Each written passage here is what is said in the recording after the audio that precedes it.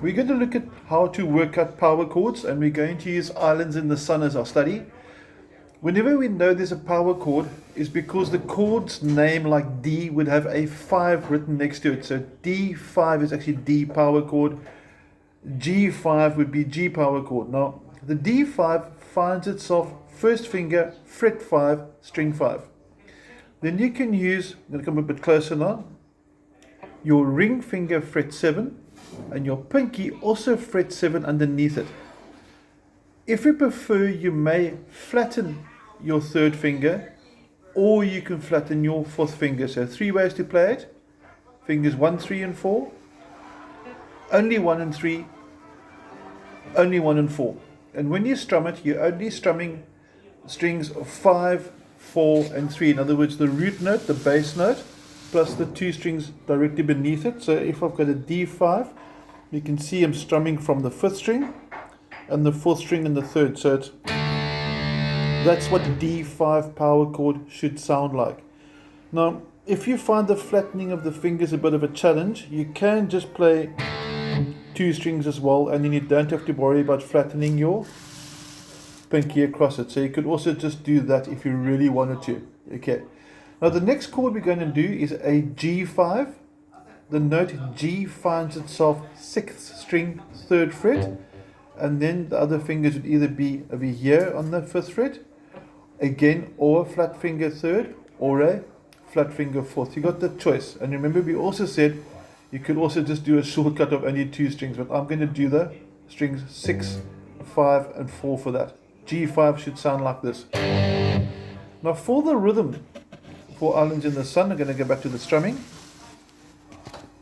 We're going to start off with the D5. Remember, we said it starts from the 5th string, so we're going to count 1 and 2 and 3 and 4 and.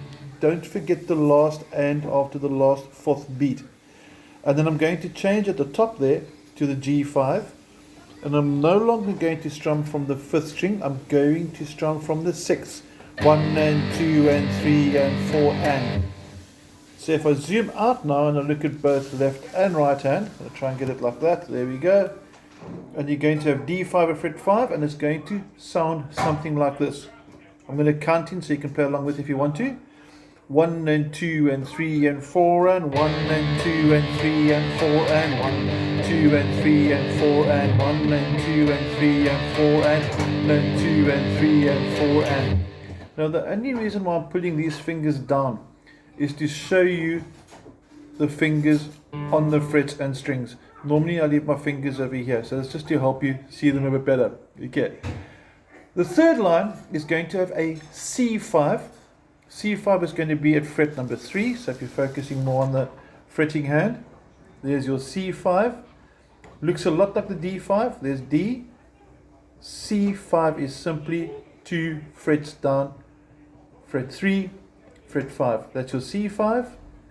We're going to do 1 bar of that. Then you're going to go to A5, up and forward. So it starts at fret number 5 on the 6th string. And there's my pinky on the 7th. Remember, again, just repeating, you can play it like that if you want to. You can play it like that if you want to. And you can do it like that. So you've got choice. I don't really mind. Okay.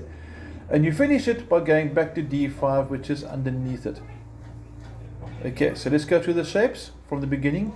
D5 to G5. Back to D5.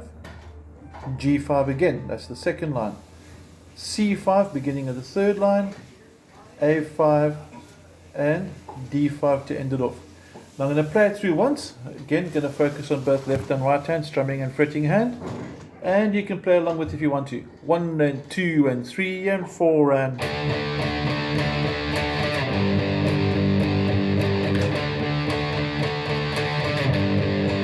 C5, A5, D5. And you need to bring it to end there, and then that goes back to the clear part. Now I'm going to do it one more time, but a little bit quicker. Okay, are you ready? 1, 2, 3, 4 and.